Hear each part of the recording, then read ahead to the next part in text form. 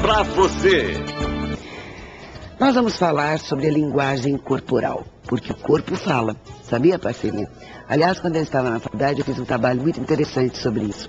Mas hoje, especialmente, nós vamos falar sobre a linguagem corporal de crianças de 0 a 8 anos. E é um assunto para a psicopedagoga Raquel Caruso. Bem-vinda, Raquel. Prazer enorme ter você aqui, viu? É uma coisa maravilhosa estudar a linguagem corporal, não é? Sem dúvida nenhuma. Sem dúvida nenhuma. Na realidade, o corpo, como você mesmo falou, ele fala, ele se expressa. O que a gente conversa muito é que hoje em dia as pessoas não param muito para observar isso. Né? Elas não param muito para observar nada. Isso, especialmente o corpo. Então, às vezes, você conversa com a pessoa, mas você não se preocupou se o olhar dela estava sendo dirigido a você, se ela gostou ou não. Você falou, você sai, a criança está lá, a professora não quer saber se a criança está aprendendo ou não. Ela não é que não esteja aprendendo, ela até pode estar com essa preocupação, mas não está preocupada efetivamente com o corpo dela. Às vezes a criança está lá fazendo um aviãozinho com um lápis e ela fala, nossa, ele está desatento. Mas está desatento por quê? Será que se ela mexesse, o ritmo da aula fosse diferente, será que ela também não poderia ajudar essa criança? Quer dizer, nós podemos colaborar e muito na educação e no bom desenvolvimento de uma criança se soubermos observar todos os seus movimentos corporais, todas as suas atitudes através do corpo. Com certeza, e desde o início. E desde o início, porque nós vamos falar de 0 a 8 anos. Todo mundo diz, ah, meu Deus, o bebê está chorando. Depois, com o tempo, a mãe às vezes até consegue identificar um chorinho de outro. Se é chorinho de dor de barriga, se é chorinho de dengo, se é chorinho de quem quer colo, né? Com o tempo. Agora, no começo, é tudo mais difícil. Não é verdade? Então, por exemplo, vamos começar pelo bebezinho, então? Vamos. Do recém-nascido. Como é que a gente pode observar melhor a criança recém-nascida? Acho que assim, a primeira coisa é os pais, os responsáveis, quem esteja cuidando da criança, ter calma, né? Porque quando chega o bebê, já liga para a mãe, já liga para a avó, já liga... ele se apavorar não ajuda em nada, né? Não. E tentar observar, ser observador. Né? A criança tem as diferentes choros, então tem um choro mais agudo, que é aquele um pouco mais direcionado para a dor, né? A criança, momentos de tensão que ela possa vir a mostrar, quais seriam esses? Franzir o rosto, né? Ela começa a se mexer por demais, um mexer meio inquieto, né? Então que a mãe pode começar a observar desde aí e começar a lidar. A primeira coisa que a gente coloca, sempre ver desde o início, se é físico. Né? Se alguma coisa que está apertando, a fralda, a etiqueta que está raspando, para depois ir para outros aspectos mais emocionais, vamos dizer, nesse sentido. Certo. O franzir, assim, o rosto que você diz, o recém-nascido também faz caretinhas. Isso, não é? De brincadeira, porque assim, ele está treinando. A criança, quando bebê, ela treina vocalizações, ela treina a expressão. Tem também as coisas que são praticamente coisas que vêm interior. Então, ela está acostumada com o balanço que ela foi dentro da barriga. Tá? Então, aquele balançar, aquele ritmo daquela mãe para aquela criança tem que ser mantido, tá? Porque senão ela começa a explorar outras coisas. Curioso é a gente observar também que, por exemplo, não precisa ser a mãe, hein? Eu não tenho filhos e sei disso, porque já vivenciei. A criança, na fase intrauterina, ela acostuma com as vozes ao redor. Então, não só da mãe, das pessoas que convivem com a mãe. E depois que ela nasce, a gente nota isso. Você conversando mesmo com o bebezinho recém-nascido, ele vai ficando calminho, ele vai prestando atenção quando a gente fala. E é uma coisa linda, não é? É muito bonito. Músicas que as pessoas costumam colocar, né? Depois acalma a criança. Porque se você não canta bem, coloque uma musiquinha legal, viu? Não, mas ele até vai se acostumar com o cantar do pai ou da mãe. Também. Que seja com amor, com carinho. Tem que se acostumar com tudo. Mesmo com o nananenê desafinado, né? Isso, e a criança se acostuma e o importante é isso, você manter teu ritmo, não querer ser diferente por conta de que tem um ser diferente. Então assim, o teu ritmo tem que ser mantido.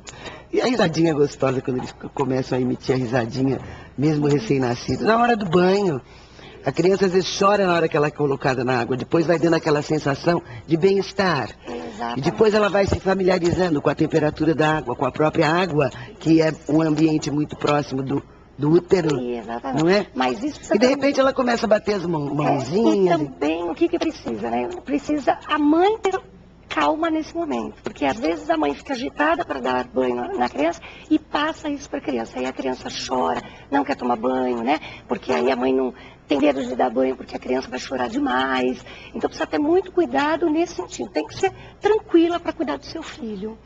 Eu acho que e observadora, com todos os sentidos. A criança tirou o pezinho, vai lá ver a água que está quente ou é um reflexo.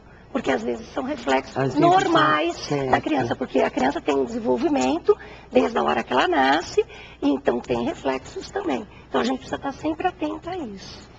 Bom, depois da fase do recém-nascido, para que fase a gente pode ir? Bom, eu acho que a gente pode ir para um ano, né? Quando já está um pouquinho antes para o engatinhar. Né? O engatinhar também é muito importante para a criança, porque ela vai explorar o meio ambiente. E a mãe vai poder observar como essa criança está explorando. Se ela está indo mais rápido ou não. Eu sempre coloco, sempre que eu tenho oportunidade, eu tento orientar os pais dos meus pacientes para que não usem andador, porque ele priva a criança de alguns desenvolvimentos que depois, posteriormente, vão ser necessários. É mesmo? Isso, de visão, tá, de tudo. Então, tentar ao máximo observar a sua criança engatinhando, ver como é que ela engatinha, né? Não deixar nada à volta dela. Exatamente. Que corresponde a perigo. É o caso de tomadas, que a gente tem que botar lá uma fita crepe, um adesivo, um protetor, enfim, de tomadas para que ela não se machuque. É importante deixar a criança solta, né? Exatamente. Para que ela possa ter a expressão corporal. Explorar o novo, né? Isso, e a expressão corporal dela ser mais tranquila possível, né? E quando ela consegue alguma coisa diferente? Ela mesma. Aí ela olha para o adulto que está perto, pode ser a mãe, a babá, o pai, a empregada, enfim. Ei, já vai bater comigo. Você viu o que eu fiz? Agora, deve ser uma grande frustração quando o adulto nem nota, né? E às vezes não nota. Às vezes até fala assim, de costas. Eu vi, mas está lá lavando louça, está mexendo no computador, está arrumando o carro. Já vi, eu vi, como é legal. Mas a criança, ela não precisa só da fala, ela precisa da aprovação do teu rosto. A tua expressão é importante para o outro, principalmente para a criança. Então ela espera isso, a tua aprovação junto com a tua fala. Tá, desde o bebezinho. E o afeto, como fica? Porque afeto não é só beijar ou abraçar, são atitudes também. Como fica o afeto? Na realidade, eu acho que assim, o afeto, ele está baseado exatamente nisso. É você fazer as coisas com a criança, junto com a criança, dar atenção a ela. Né? Porque a partir do momento que você olha para o seu filho, que você fale com ele, observando, o afeto já está intrínseco. Porque você consegue passar pelo olhar, pelos teus gestos. Raquel, é verdade que a mãe que conversa muito com o seu bebezinho, essa criança tende a falar mais cedo? Ou não? É lenda o que é? Na realidade, nós temos os dois aspectos, né?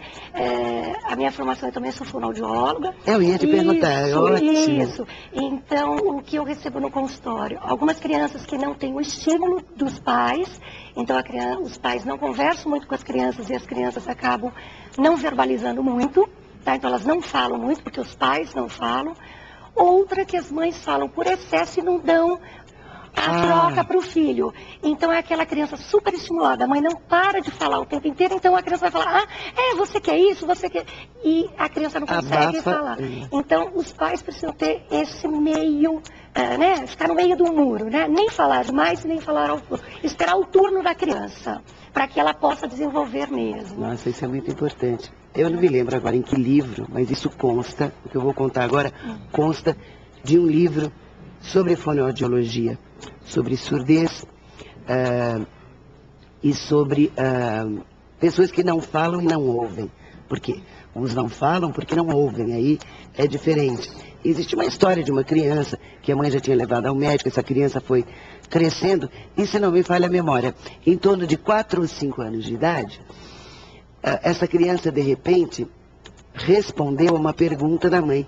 E essa mãe quase desmaiou. Aí voltou com a criança no mesmo médico, que estava acompanhando todo o processo, e de repente, mas como é que aconteceu? Esses anos todos sem falar, e agora você fala, e a criança respondeu. Porque nunca ninguém me perguntou nada. E é um exemplo típico do que você está falando, né? Quando a mãe não dá esse turno para a criança.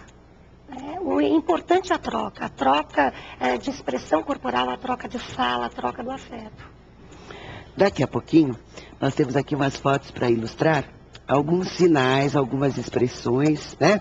Alguns gestos que fazem parte da linguagem corporal da criança, e aí a Raquel vai ter a oportunidade de comentar, e é bom, porque são exemplos excelentes para você em casa poder identificar também os mesmos sinais no seu filho, na sua filha, tá bom? Você me dá uma licencinha? Claro. Eu volto já já com a Raquel.